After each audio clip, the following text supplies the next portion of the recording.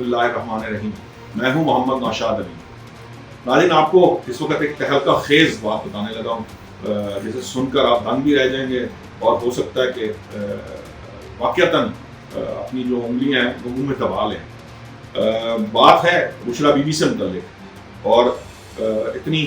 خطرناک بات ہے کہ آپ سوچنے پر مجبور ہو جائیں گے کہ یہ کیا ہو رہا ہے اس ملک کے اندر. بہرحال وہ میں اس کے بشریٰ بی بی سے متعلق جو انکشاف کروں گا اس کے ساتھ ساتھ میں آپ کو یہ پہلے بات بتا دوں کہ ابھی آپ نے سنی ہوگی علی امین گنڈا پور صاحب کی جو پریس کانفرنس ماسیرا کرکٹ ہاؤس وہ پہنچ گئے تھے کل دھرنے سے راہ فرار اختیار کر کے بشریٰ بی بی کے ساتھ. اب وہ کہہ رہے ہیں کہ جی یہ دھرنا جاری رہے گا. اچھا اس سے پہلے یہ خبر آ چکی ہے کہ دھرنا جو ہے وہ ختم ہو چکا ہے, پارٹی نے اس کا فیصلہ کر لیا ہے. بہرحال یہ تو دیکھتے ہیں کہ وہ کیا کرتے ہیں. میں آپ کو پہلے یہ بتا دوں کہ دھرنا جو ہے وہ ناکام کیوں ہوا.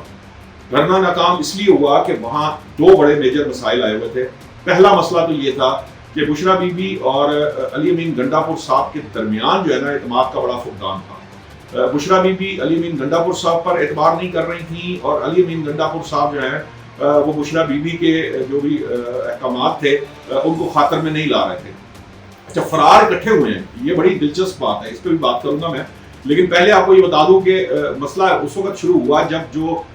جن افغانیوں کی بات حکومت کر رہی ہے اور جو خیبر پختونخوا کے لوگ جن نوجوان وہاں موجود تھے دراصل وہ علی امین گنڈا پور صاحب کو بھی وہ ٹرسٹ نہیں کر رہے تھے. اور 3 دفعہ ایسا موقع آیا کہ جب علی امین گنڈا پور صاحب نے جانے کی وہاں سے کوشش کی تو ان کو کارکنان نے روک لیا. بلکہ شاید ایک ویڈیو آپ کی نظر سے گزری ہوگی, میں تو پشتو نہیں سمجھ سکتا, لیکن اس کے اوپر لکھا کچھ اس طرح گیا تھا, واللہ عالم بالصواب کہ وہ ٹھیک تھا یا غلط, لیکن کہا یہ گیا کہ علی امین گنڈا پور صاحب اپنے کسی محفل میں ہیں اور دوستوں کے ساتھ کسی کوئی خیمہ نما چیز ہے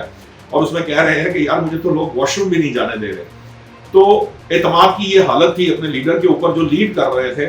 اور دوسری بات یہ ہے کہ ایک پرابلم جو آ چکا ہوا تھا وہ یہ تھا کہ آئی ایس ایف جو تھی وہ ڈائریکٹ بشریٰ بی بی کو رپورٹ کر رہی تھی اور آئی ایس ایف کے جو لیڈرز تھے وہ بشریٰ بی بی کے احکامات مان رہے تھے, جبکہ خیبر پختونخوا کے جو باقی لوگ تھے اور خاص طور پر جو افغانی تھے اور جو جنگجو ساتھ آئے ہوئے تھے جو آپ کو گورنمنٹ نے جو فوٹیجز دکھائی ہیں کہ جو آنسو گیس کے شیل فائر کر رہے تھے اور جو کچھ بھی کر رہے تھے, جنہوں نے سارا معاملہ جو ہے وہ سنبھالا ہوا تھا, وہ سارے کے سارے لوگ جو ہیں وہ بشریٰ بی بی سے اتفاق نہیں کرتے تھے. وہ علی امین گنڈا پور کی کال جو ہے وہ اس کے سننا چاہتے تھے. پھر ایک اور بہت بڑا مسئلہ وہاں پہ پیدا ہوا تھا کارکنان کے درمیان جو بحث کر رہے تھے, جس کو بعد میں ٹویٹر کی اسپیسز میں بھی سوشل میڈیا پہ بھی لوگ جو ہے وہ برملا جو پاکستان تحریک انصاف کے کارکن آپس میں لڑتے نظر آئے. وہ یہی تھا کہ پنجاب وہاں پر کہیں نظر نہیں آ رہا تھا. لاہور میں بھی کوئی 150 بندہ بھی کہیں پر اکٹھا کارکن نہیں نکلے اور جو قیادت تھی وہ پورے کی پوری پنجاب کی, اس میں کوئی شخص جو ہے وہ کہیں پر نظر نہیں آیا. ملتان میں کچھ شروع میں کچھ 2-4 لوگ جب نکلے تو پتہ چلا کہ وہ جو ممبران اسمبلی ہیں وہ اسی وقت ہٹ لیے گئے تھے پہلے ہی روز. تو معاملہ یہ ہے کہ یہ سارا جو پرابلم وہاں پہ چل رہا تھا اس کی وجہ سے وہاں ان کی کوآرڈینیشن اور ان کی کوئی ایک پراپر جو لیڈنگ کیپیسٹی کسی کے پاس نہیں تھی. نہ کوئی لیڈر تھا اور نہ کوئی وہاں پر اس کی ان کو ہینڈل کر رہا تھا. اور ایک اور بہت بڑی جو امپورٹنٹ پہلو تھا وہ یہ تھا کہ پاکستان تحریک انصاف کے جو لیڈر ہیں وہ کہہ رہے ہیں کہ جی ہم نے یہ سیاسی جماعت یہ فیصلہ کیا تھا کہ جب علی امین گنڈا پور یہ دھرنا لے کر ڈی چوک میں بیٹھ جائیں گے تو سیاست جتنے بھی سیاسی قائدین ہیں وہاں جا کر سٹیج پر بیٹھ جائیں گے, جس کی وجہ سے جو وہاں کے کارکن ہیں وہ ہنسے مضطرب بھی تھے, پریشان بھی تھے اور ڈرے ہوئے بھی تھے, کیونکہ ان کو یہ سمجھ نہیں آ رہی تھی کہ واقعتاً کیا علی امین گنڈا پور اور بشریٰ بی بی صاحبہ واقعتاً ڈی چوک جا کر بیٹھنا بھی چاہتے ہیں کہ نہیں چاہتے. کارکنان چاہتے تھے, جس کی وجہ سے زور لگا رہے تھے. اب مسئلہ کیا تھا؟ مسئلہ یہ تھا, یہ سارا معاملہ تب شروع ہوا جب آپ نے جو وزیر داخلہ صاحب کی گفتگو سنی ہوگی اس خفیہ ہاتھ کی.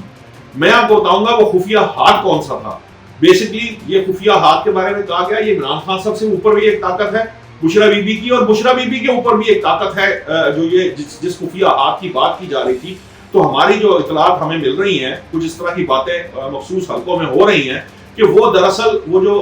خفیہ ہاتھ تھا وہ ایک پادری نما شخص تھا, جس کے بارے میں یہ کہا جا رہا تھا کہ کچھ لوگ پاکستان تحریک انصاف کے اپنی صفوں میں سے کچھ لوگوں نے کہا کہ یہ تو ایک کالے علم کا جو ہے نا وہ جادوگر ہے, ماہر ہے, اور یہ بشریٰ بی بی کا استاد ہے, جس کے ذریعے جو ہے بشریٰ بی بی کالا علم سیکھا اور وہ کالا علم کرتی ہیں. واللہ عالم بالصواب, مجھے اس بات کی صداقت کی اوپر کوئی میں نہیں کہہ سکتا کہ یہ ہے کہ نہیں ہے, لیکن یہ مخصوص حلقوں میں یہ بات کی جا رہی ہے. PTI के अपने मखसूस हलकों में भी और बाज़ इदारों के बाज़ हलकों में भी ये बात की जा रही है, और बाज़ जगहों पे तो ये भी सुनने में आ रहा है कि जी वो उस शख्स को तलाश किया जा रहा है, क्योंकि ये पता नहीं चल सका कि जब अली अमीन गंडापुर साहब और बुशरा बीबी इकट्ठे वहां से धरने से निकल गए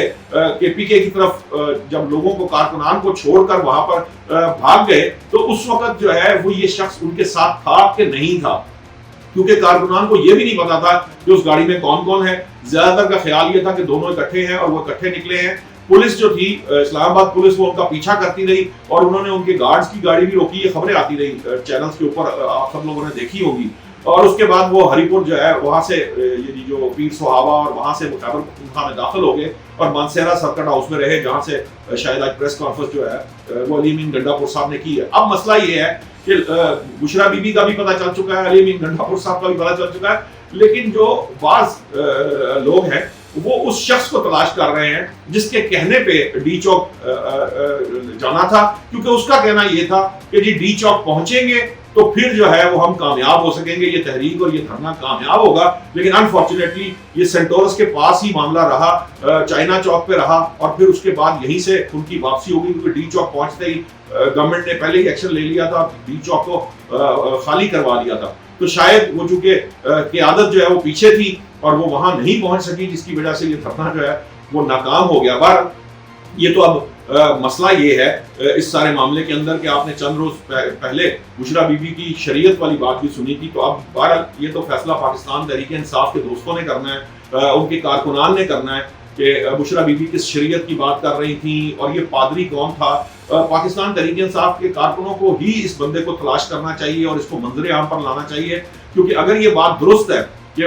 वो जो साहब हैं वो काले इल्म के माहिर हैं और काला जादू करते हैं और वो बुशरा बीबी के उस्ताद हैं, तो फिर ये पाकिस्तान तहरीक इंसाफ के लिए और उनके कारकुनों के लिए बड़ा मसला है। उनको ये सोचना पड़ेगा कि किस शरीयत की बात होती है और कौन सा, क्योंकि बाहर काला जादू करने वाला या जादू टोना करने वाले जो लोग हैं उसको हम शायद मुसलमान नहीं कहते और उनको हम मुसलमान नहीं समझते, क्योंकि ये जो काम है इसके बारे में बड़े सख्त अहकामात हैं दीन इस्लाम में भी, और इससे मना फरमाया गया, और इसकी फिर जो सजा है वो भी बहुत सख्त है। मैं आपको ये भी बता दूं कि इसके बारे में कहते हैं कि जो लोग इन कामों में इन्वॉल्व होते हैं उनका खुमियाजा उनकी आने वाली नस्ल को भुगतना पड़ता है। तो बहरहाल ये तो वैसे अब मैं जरा थोड़ा हट गया अपनी बात से, लेकिन अब ये तो तलाश करना पड़ेगा पाकिस्तान तहरीक इंसाफ के लोगों को और मखसूस जो इदारे हैं उनके लोगों को कि ये चहमगोइयाँ क्यों हो रही हैं, ये डिस्कशन क्यों हो रही है और क्यों लोग उस बंदे के बारे में पूछना चाह रहे हैं कि वो कौन था, वो पादरी नुमा जो पादरी नुमा वो बनाया हुआ था अपने आप को, वो कौन शख्स था। जैसे ही इसके बारे में मजीद इतलात आएंगी तो हम लोग यकीनन आपको इसकी इतला देंगे कि वो शख्स कौन था। हम भी अपने सोर्सेज से बात कर रहे हैं, आप भी इसके ऊपर नजर रखिए और जिसको पता चलता है वो बताए कि वो पादरी नुमा शख्स कौन था और उसका क्या बैकग्राउंड है और उसका बुशरा बीबी से क्या ताल्लुक है। ये सारी चीज़ें प्रॉप की जानी चाहिए, क्योंकि मामला अब शराब और शरीयत तक पहुँच चुका है।